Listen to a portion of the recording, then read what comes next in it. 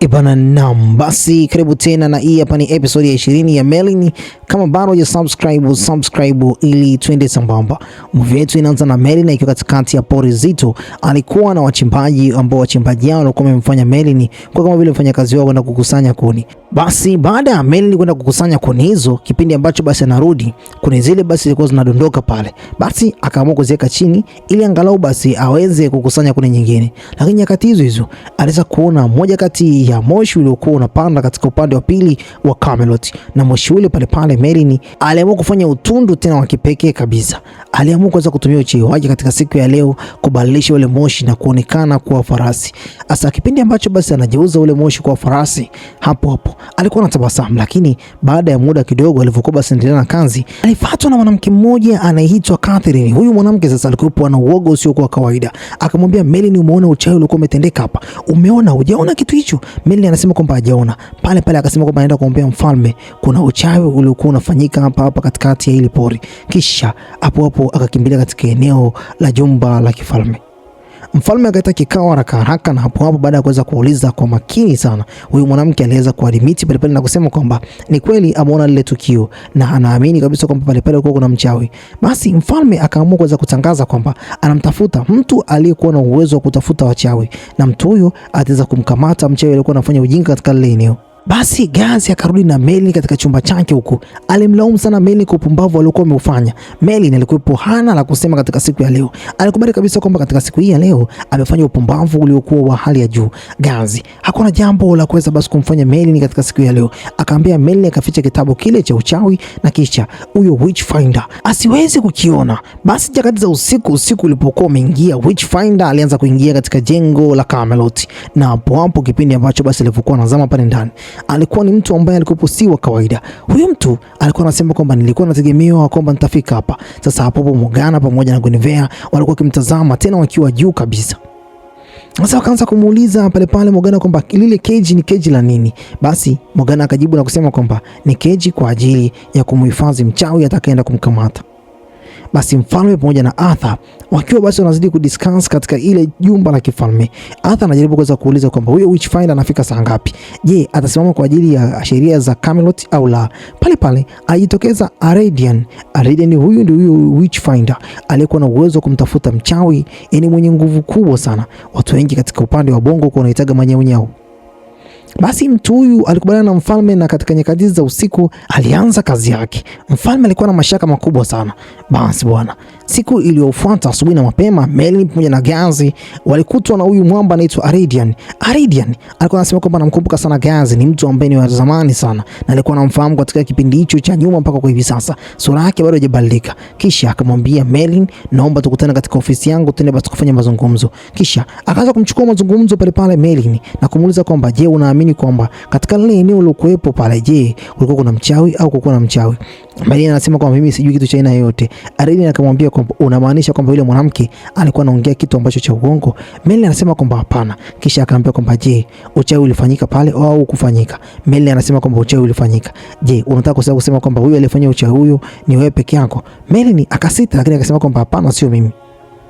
Kisha akaanza kusepa. Aradian akawatafuta wanawake watatu ambao wanawake hawa walifikishwa mbele ya mfalme. Kila mmoja akaanza kuongea vitu vya uongo. Mwanamke wa kwanza akasema kwamba alikuwa ameweza kuona vitu ambavyo si vya kawaida, roho za watu wengi sana katikati ya maji, na watu wao walikuwa wanazama na walikuwa wanapiga makelele sana. Mwanamke wa pili tena naye akaanza kusema kwamba ameona kikombe ambacho kikombe hicho kilikuwa kinacheza, kikombe ambacho kilikuwa kinawaka moto. Kisha mwanamke mwingine tena alikuwa katika lile eneo, naye akaanza kusema kwamba ameona kabisa kwamba kuna mchawi aliyekuwa katika square, yani mabox, na mchawi huyo alikuwa na nguvu ambazo si za kawaida. Ulikuwa na creature ambaye kiumbe alikuwa si wa kawaida.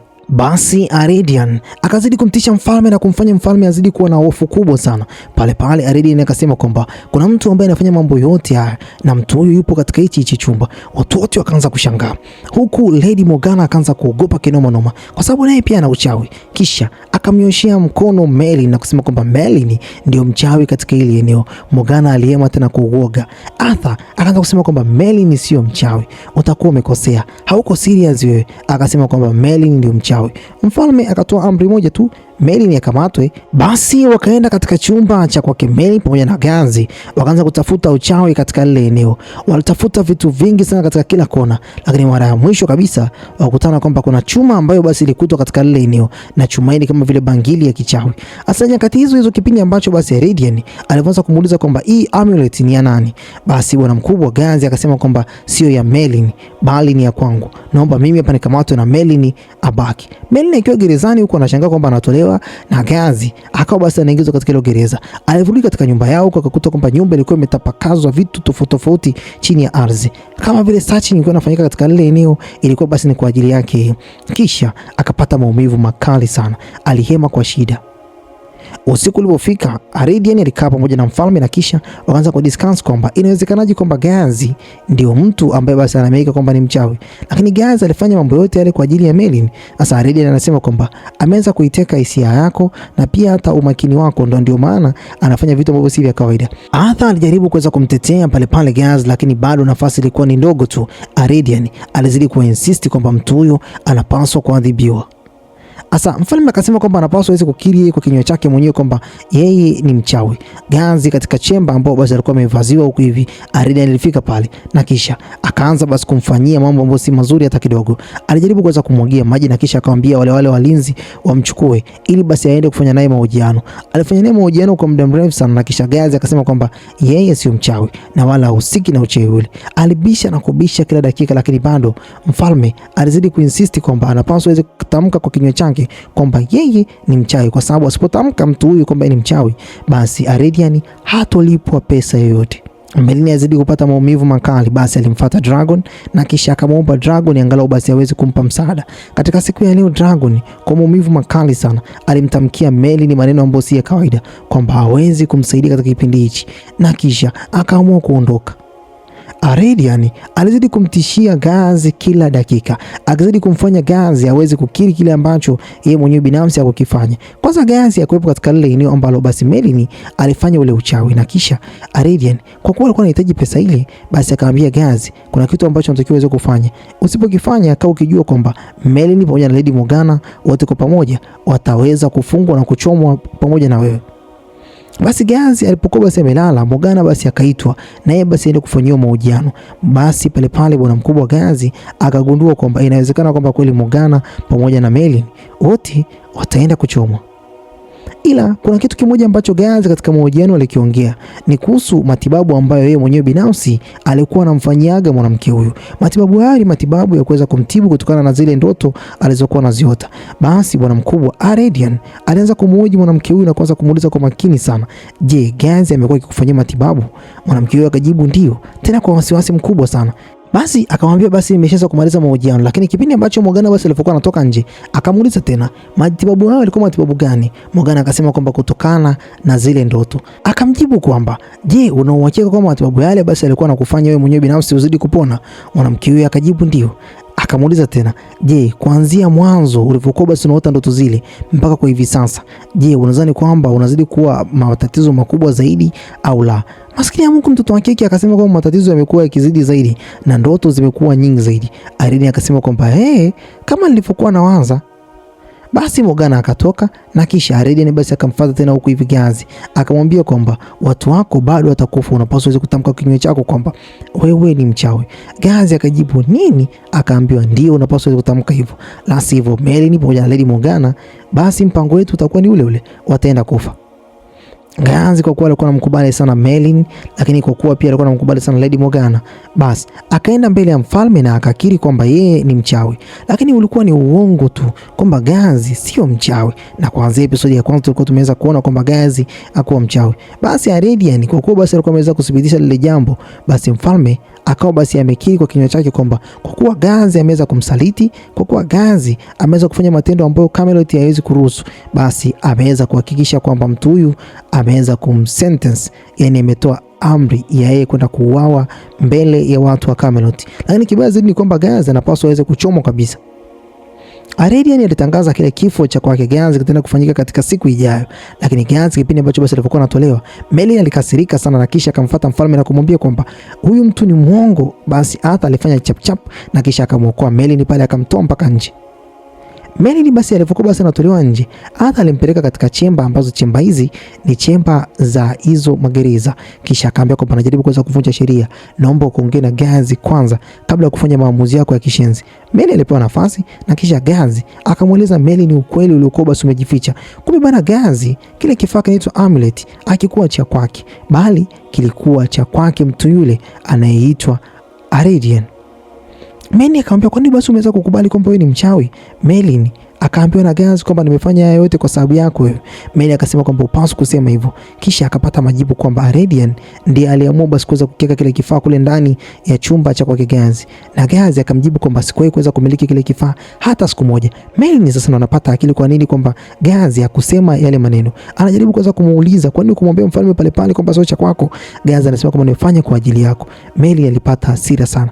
Akamwambia kwamba siwezi kuruhusu wewe ufe. Gazi anamwambia kwamba Meli ni ruhusu mimi nife ili mambo yote basi yaende kuwa sawa sawa kama tulivyokuwa tumepanga. Meli ni akaona haiwezekani.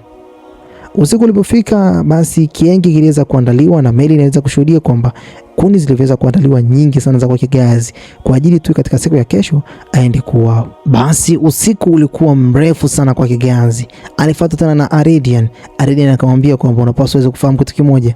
Kwanza utafiti wangu ndo kama umeanza. Kisha pale Gazi akasema kwamba utafiti huu umeanza? Akamwambia kwamba ndio, utafiti wangu ndo umeanza. Basi akasepa. Gazi alibaki na mawazo sana.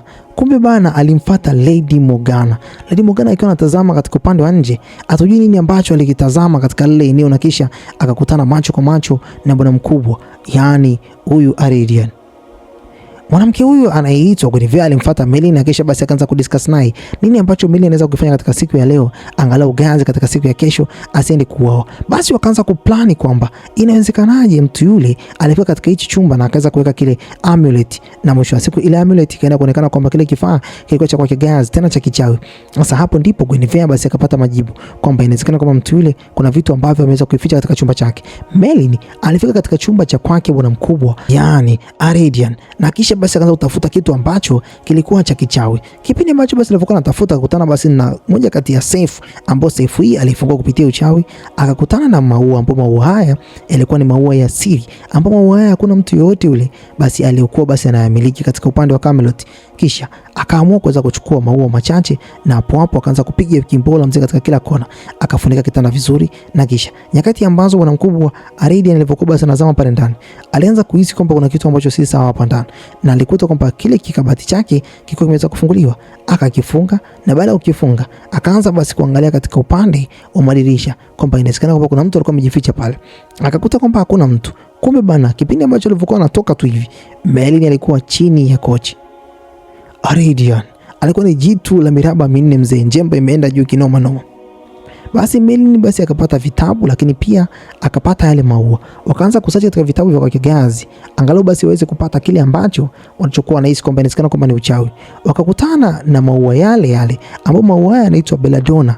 Ni maua ambayo wanawake wengi sana uaga wanayekaga katika uso wao, lakini pia ni maua ambayo yana nguvu kubwa sana, yalikuwa na uwezo hata angalau basi wa kutibu majeraha. Kwa hiyo maua yale inaonekana kwamba ni maua ambayo yanasababisha mtu kuweza kuona hallucination tu, yani kama vile vitu kama vile vya maruweruwe, lakini sio kweli.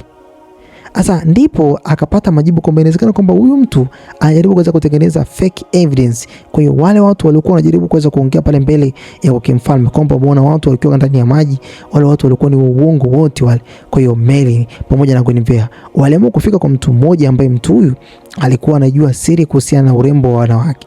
Mtu huyu basi alipofika pale ndani, walianza kuulizia yale maua ya belladonna, na kisha akaanza basi kuonyesha moja baada ya mengine.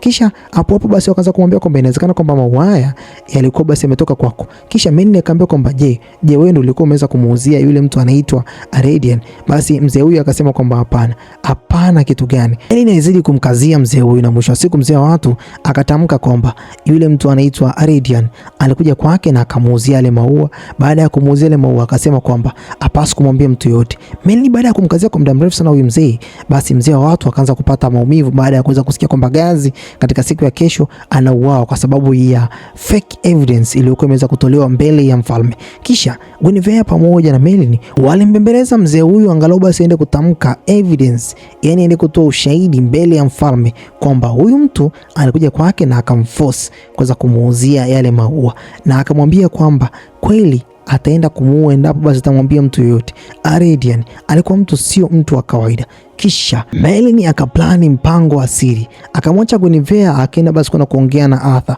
na kisha Merlin akaamua kwenda kufanya mambo ambayo si ya kawaida. Akamfuata bwana mkubwa Aradian basi alipokuwa amelala, akiamini kabisa kwamba leo anapaswa aweze kutengeneza kitu ambacho si cha kawaida. Akaamua kuloga katika lile kabati. Kipindi ambacho basi alipokuwa analoga, hapo akakuta kwamba bwana mkubwa Aradian anajigeuza sura yake. Kisha akatulia kidogo. Alipotuliza kidogo pale muda wake kidogo, naye pia akafanikiwa kuweza kuingiza uchawi ambao ulikuwa si wa kawaida ndani ya lile kabati. Akaloga na kisha akamsogelea Aradian pale ambako basi alipokuwa amelala, na hapo akailoga lile koromeo lake tena kwa maneno ambayo si ya kawaida. Merlin alikuwa si mtu wa kawaida hata kidogo. Kile ambacho Aradian basi alipokuwa basi anakifanya akikuwa cha kawaida, kwa hiyo hata yeye mwenyewe binafsi aliamua kuweza kumlipizia. Kisha asubuhi basi iliweza kufika, na hapo Gazi ndani ya gereza huku alianza kuona mwanga wa jua, akiamini kwamba katika siku ya leo ndio siku ya mwisho. Guinevere naye hivyo aliutazama ule mwanga, akaanza kupata wasiwasi.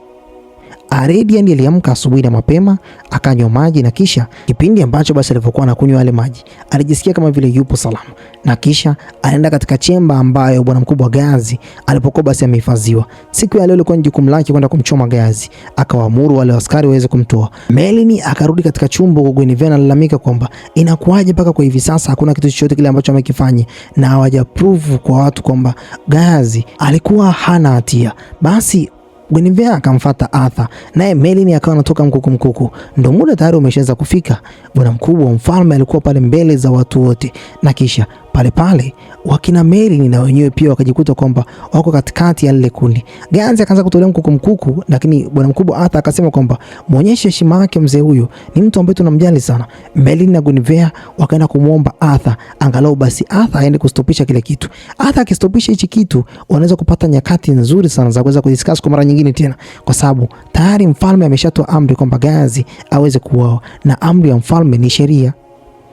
Gazi akiwa mbele ya watu wote wale, Guinevere alizidi kumlaumu sana Arthur, na kisha akamwambia kwamba je, unaruhusu tena afi kama vile babangu alivyokufa?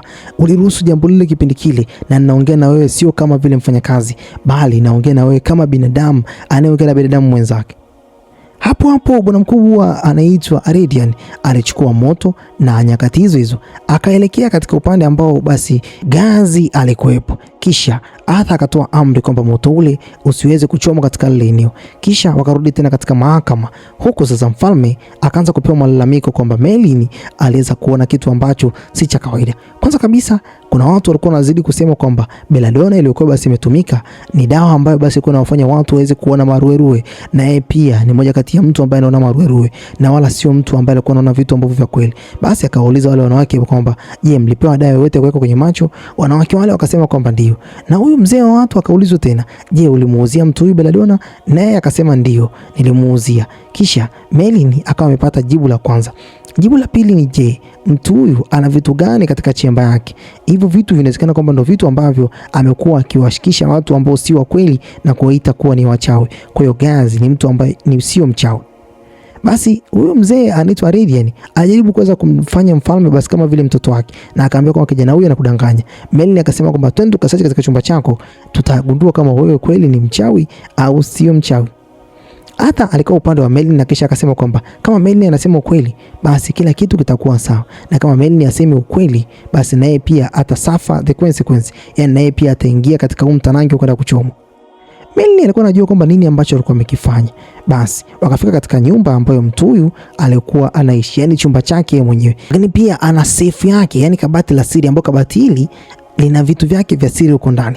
Basi moja kati ya askari akaenda kufungua, vilidondoka vipande vingi sana, ambavyo vipande hivi vilikuwa kama vile vinajihusisha na uchawi, lakini pia hata zile dawa za belladonna zilikuwa nyingi sana. Hapo akaanza kusema kwamba hizi sio za kwangu, akaanza kubisha, lakini hapo watu wakaanza kuchomoa panga mzee. Kipindi ambacho basi alipokuwa anabisha, kwa bwana Merlin katika lile koromeo lake alikuwa tayari ameshaweza kuactivate kitu ambacho si cha kawaida. Kuna chura alikuwa ndani ya mwili wake. Merlin alimfanya yule chura aanze kutoka. Mzee wa watu alitema chura katika siku ya leo, na nyakati ambazo basi alipokuwa anatema yule chura, mfalme akapata majibu kwamba huyu ni Sosa, yani ni mchawi. Akamteka Morgana na akawa basi anataka kuweza kumchinja, lakini nyakati ambazo basi alikuwa amewekea Morgana kisu katika kifua chake akiwa anajaribu kuweza kumtishia mfalme kwamba amwachie atoke pale, yeye sio mchawi, Merlin tena akapiga kimbola, kile kisu kikaanza kuwa cha moto. Mzee wa watu akawa basi ameinama ili basi angalau basi aweze kupunguza ile maumivu. Kwa bahati mbaya akajigonga na mwisho wa siku akatokea dirishani kuanzia juu mpaka chini, juu ya gorofa la Camelot. Mzee huyu alikata roho. Hali iligeuka pale pale kuwa taharuki. Camelot ilikaa kimya, hakuna mtu yoyote aliongea neno lolote lile. Mfalme aligundua kwamba leo nimefanya makosa makubwa sana, kutamani kumuua mtu aliyekuwa basi anamtumikia kwa muda mrefu. Akamfuata Gazi na akaenda kumwomba msamaha, lakini siku ya leo huwezi amini, Gazi alimtolea nje mfalme, tena msamaha wake ulikuwa ni wa kipumbavu kabisa. Akamwambia kwamba wewe ni mshenzi, sikuwa nimeteseka ndani ya mikono ya kwake Aradian, bali ni mikono yako wewe mwenyewe binafsi. Aradian alifanya mambo yale yote chini ya nguvu yako wewe, na yale wewe tuliyaruhusu wewe peke yako. Sihitaji kuongea na wewe tena, nina kazi nyingi sana za kufanya, naomba usepe. Basi mfalme alisepa, na kisha katika nyakati hizo mfalme alikuwa na jambo lingine la kufanya. Merlin alikuwa kibakuli cha maharage na Gazi, na Gazi akamuuliza nini ambacho alikifanya katika kile chumba cha kwake bwana mkubwa Aradian. Merlin anasema kwamba sio mimi nimefanya hivyo, nimeshakuahidi tangu hapo awali kwamba sitaka nikusaidie katika maisha yako yote. Basi Gazi akajaribu kuangalau basi kuanza kutabasamu pamoja na Merlin, lakini ukweli ni kwamba Merlin amemsaidia sana Gazi kwa kiasi kikubwa sana. Lakini haya yote yalisababishwa na nini? Na ujinga wa kwake Aradian.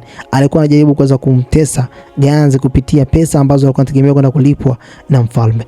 Bana, naam, mimi nafikiri kwamba sitakuwa na kwa muda huu. Acha comment yako hapo, niambie umeonaje kazi hii. Tukutane tena katika episode ya 21. Bye bye for now.